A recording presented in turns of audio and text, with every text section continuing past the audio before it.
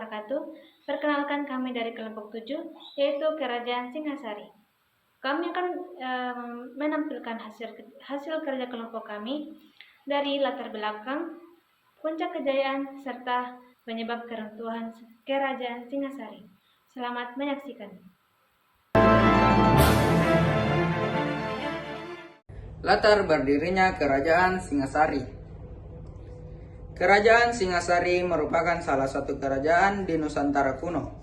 Kerajaan ini dianggap sebagai salah satu pengingat terkait historis terkait kemaritiman di Indonesia. Didirikan oleh Ken Arok pada 1222 Masehi, kerajaan bercorak Hindu-Buddha ini dimimpikan untuk dapat menjadi penguasa tanah Jawa. Sayangnya, masa kejayaan dari kerajaan ini tidak berlangsung lama dan berakhir setelah kematian dari Kertanegara. Warisan sejarah yang diturunkan oleh Kerajaan Singasari dapat kita lihat melalui peninggalan-peninggalannya. Bukti arkeologis yang ditemukan terkait sejarah Kerajaan Singasari membantu kita untuk menilik apa yang sebenarnya terjadi di masa lampau. Lahirnya Kerajaan Singasari yang pada awalnya bernama Tumapel lahir dari keinginan Ken Arok untuk memberi istri Ken Dedes, yang saat itu merupakan istri dari Tunggul Ametung. Keinginan Ken Arok tersebut membuatnya membunuh Tunggul Ametung, sehingga ia dinobatkan menjadi Aku Tumapel sekaligus memperistri Ken Dedes. Kemudian Ken Arok melakukan penyerangan terhadap Daha. Dengan izin para Brahmana Kemenang, Ken Arok meluluhtahkan Daha menjadi pertanda berdirinya sebuah kerajaan baru, yaitu Singasari, dengan gelar Sri Rangarajasa Sang Amurwabhumi. Ken Arok saat itu segera menaiki tahta sebagai raja pertama Kerajaan Singasari dan melahirkan sebuah wangsa baru. Wangsa ini diberi nama Rajasa, dalam kurung Rajasa Wangsa, atau Girindra, dalam kurung Girindra Wangsa. Selanjutnya, wangsa tersebut akan menurunkan raja-raja Singasari dan Majapahit yang menguasai Jawa. Dapat kita ketahui bahwa lokasi Kerajaan Singasari terdapat pada Jawa Timur, yaitu berada di Tumapel yang saat ini letaknya di Kecamatan Singasari, Kabupaten Malang, Provinsi Jawa Timur. Seperti yang diketahui dalam sejarah, Kerajaan Singasari sendiri merupakan pemersatu dari daerah Kediri dengan Tumapel yang lain pada saat tersebut. Kepemimpinan Kerajaan Singasari sendiri memiliki sejarah yang unik untuk dibahas. Lantaran pergantian rajanya sebagian besar akibat perang saudara dan keinginan untuk balas dendam. Berikut ini merupakan daftar kepemimpinan dari Kerajaan Singasari dari awal hingga akhir keruntuhannya menurut kitab Pararaton. Raja pertama yaitu Ken Arok pada tahun 1222 sampai 1227 Masehi. Raja pertama Singasari adalah Sri Rangarajasa Amurwabhumi atau lebih dikenal dengan nama Ken Arok. Ken Arok ini tidak ditemukan di prasasti-prasasti, namun ditemukan di kitab Pararaton dan Negara Kertagama. Dari cerita rakyat, Ken Arok merupakan seorang rakyat yang biasa dari desa Angkur. Ken Arok pada masa kecil ini memiliki kebiasaan buruk sebagai mencuri dan menyamun hingga menjadi buronan kerajaan. Raja kedua adalah Anusapati pada tahun 1222 sampai 1248 Masehi. Singasari di bawah pemerintahan Anusapati berjalan damai dan tentram. Namun, ketentraman tersebut terusik pada tahun 1247 Masehi ketika Tohjaya hendak membalas dendam atas dibunuh ayandanya, Ken Arok, oleh Anusapati. Anusapati meninggal di tangan Tohjaya dengan tipu muslihat. Anusapati kemudian dicandikan di Candi Kidal yang terletak di Malang. Yang ketiga adalah Tohjaya pada tahun 1948. Tohjaya memerintah Singasari hanya beberapa bulan. Tohjaya meninggal di tangan Ranggabuni, yaitu anak dari Anusapati yang membalas dendam atas kematian ayahnya Anusapati. Sebelum meninggal, Tohjaya sempat melarikan diri, namun akibat luka dalam yang dideritanya akhirnya Tohjaya meninggal dan dicandikan di Katang Lumbang. Yang keempat adalah Wisnuwardana yang Lanjut, Wisnuwardana pada tahun 1900. Wisnuwardana pada tahun 1900. Lanjut, Wisnuwardana pada tahun 1248 sampai 1272 Masehi. Setelah mampu membunuh Lanjut, Wisnuwardana pada tahun 1248 sampai 1272 Masehi. Setelah mampu membunuh Tohjaya, Ranggawuni kemudian mengangkat dirinya menjadi Raja Singasari dengan gelar Srijaya Wisnuwardana. Ia adalah Raja Singasari pertama yang namanya diabadikan di dalam prasasti itu. Kemudian yang terakhir ada Kartanegara. Nah, Kartanegara merupakan dari keseluruhan Raja Singasari ini, Kartanegara memiliki banyak data sejarah. Dari pemerintahan Kartanegara kita juga mengetahui ada 3 orang yang memahami, yaitu rakyat Ihino, rakyat Idisirikan, dan rakyat yang dihalukan. Puncak kejayaan Kerajaan Singasari. Kerajaan Singasari berada pada masa kejayaannya saat di bawah pemerintahan raja terakhirnya, yaitu Kertanegara. Kejayaan kerajaan ini terlihat melalui pencapaian yang dimiliki oleh Kertanegara.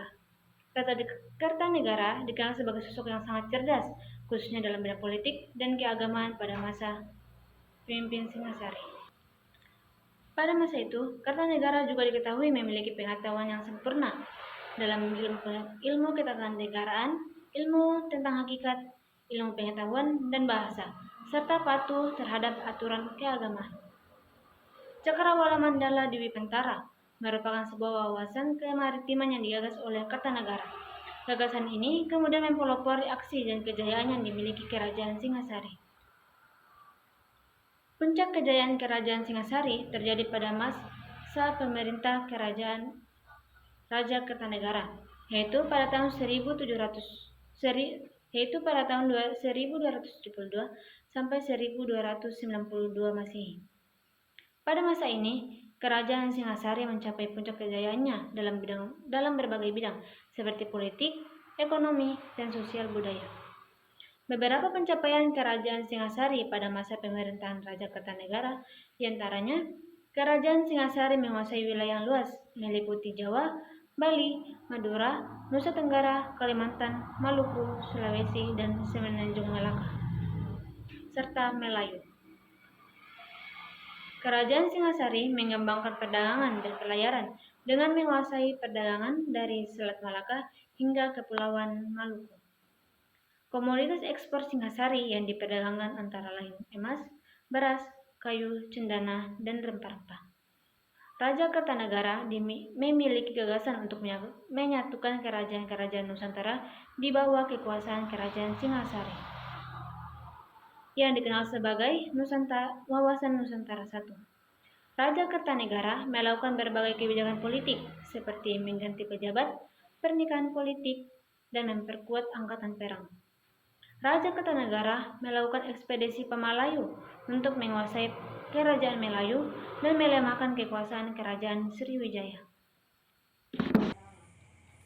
Penyebab keruntuhan Kerajaan Singasari. Keruntuhan Kerajaan Singasari ditandai dengan kematian Kertanegara, merupakan raja terakhir dari kerajaan ini.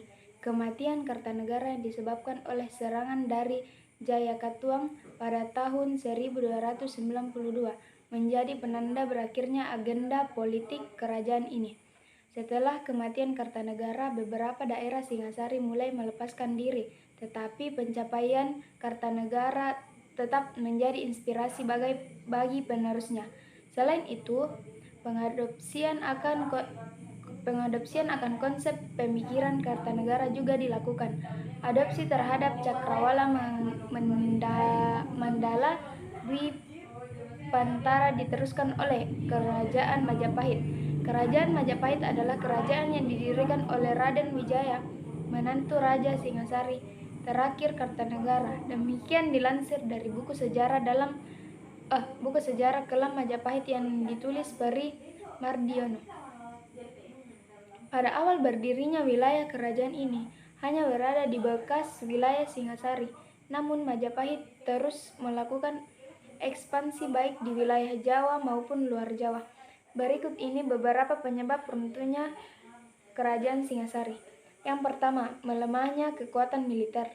Keruntuhan kerajaan Singasari juga mempengaruhi kekuatan militer kerajaan yang semakin melemah.